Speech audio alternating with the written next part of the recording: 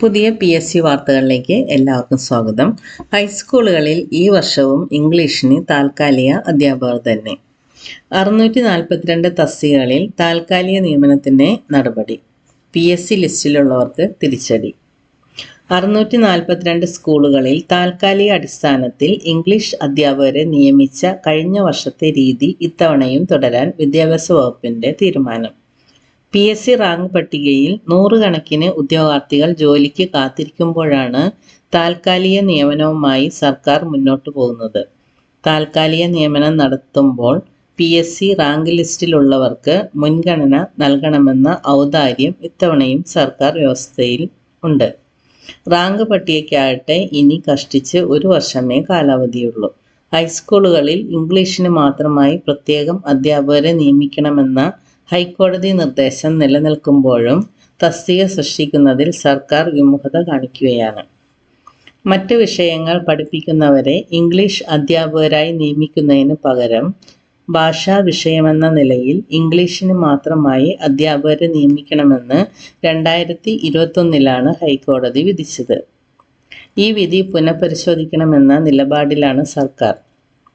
English ഭാഷയിലും ഗണിതത്തിലും കുട്ടികൾ പിറകിലാണെന്ന survey റിപ്പോർട്ടുകളെയും വിദ്യാഭ്യാസ വകുപ്പ് അവഗണിക്കുകയാണ്.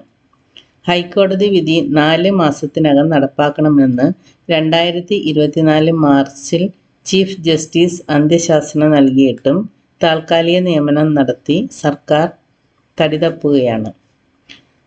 15 പീരീഡിന് ഒരു ഇംഗ്ലീഷ് അധ്യാപക തസ്തിക എന്ന നിലയിൽ 639 തസ്തിക സൃഷ്ടിക്കാൻ മുൻപ് മന്ത്രിസഭാ യോഗം തീരുമാനിച്ചതാണ്.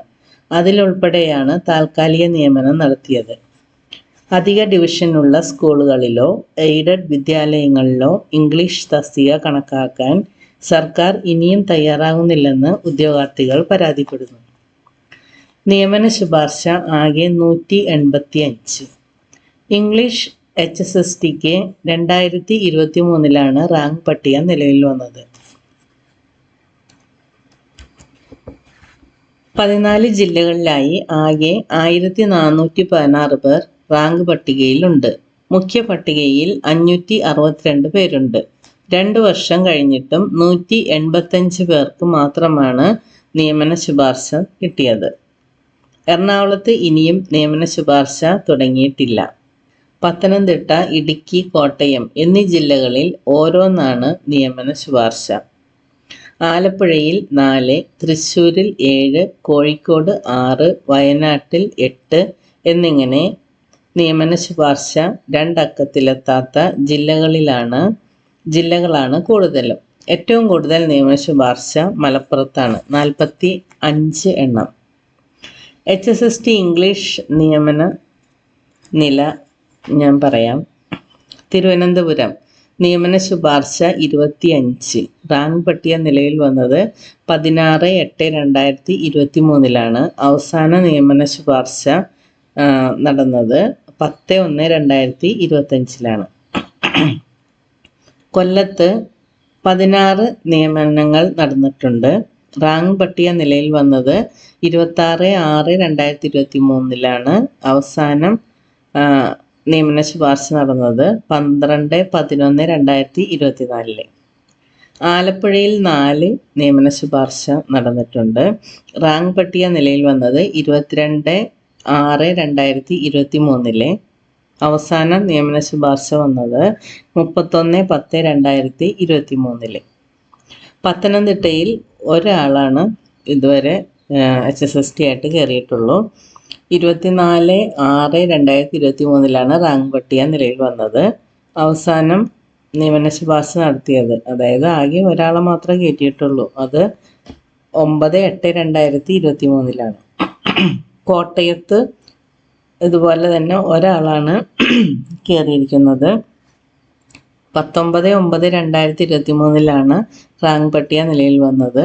അവസാനം നിയമന ശുപാർശ, അതായത് 18/10/2023 ആ ഒരാളെ കയറ്റിയത്. ഇടുക്കിയിൽ ഒരാളെയാണ് നിയമിച്ചിട്ടുള്ളത്. 30/6/2023 റാങ്ക് പട്ടിക നിലയിൽ വന്നത്. ആ നിയമനം നടന്നത് 5/8/2023. എറണാകുളത്ത് ഇതുവരെ ആരെയും നിയമിച്ചിട്ടില്ല. തൃശ്ശൂർ 7 ഒഴിവുകളാണ്. തൃശ്ശൂർ 7 HSST ഇംഗ്ലീഷ് ഒഴിവുകളാണ് നികത്തപ്പെട്ടത്. റാങ്ക് പട്ടിക നിലയിൽ വന്നത് 9/8/2023 ലാസ്റ്റ് നിയമിച്ചത് 20/5/2025. പാലക്കാട് 25 നിയമനങ്ങൾ നടന്നിട്ടുണ്ട്. 25/9/2023 റാങ്ക് പട്ടിക നിലയിൽ വന്നത്. ലാസ്റ്റ് നിയമിച്ചത് 15/7/2024. മലപ്പുറത്ത് 45 നിയമനങ്ങൾ നടന്നിട്ടുണ്ട്. 11/10/2023 റാങ്ക് പട്ടിക നിലയിൽ വന്നത്. ലാസ്റ്റ് നിയമിച്ചത് 7/4/2025. കോഴിക്കോട് 6/10/8/2023 റാങ്ക് പട്ടിക നിലയിൽ വന്നത്. 11/4/2025 ലാസ്റ്റ് നിയമനം നടന്നത്. വയനാട് 8 പേരെ നിയമിച്ചിട്ടുണ്ട്. 22/6/2023 റാങ്ക് പട്ടിക വന്നത്. 12/6/2024 ലാസ്റ്റ് നിയമിച്ചത്. കണ്ണൂർ 16 നിയമനങ്ങൾ നടന്നിട്ടുണ്ട്. 9/8/2023 റാങ്ക് പട്ടിക നിലയിൽ വന്നത്. 6/2/2025 ലാസ്റ്റ് നിയമനം നടന്നത്. കാസർഗോഡ് 30 നിയമനങ്ങൾ നടന്നിട്ടുണ്ട്. 15/9/2023 റാങ്ക് പട്ടിക നിലയിൽ വന്നത്.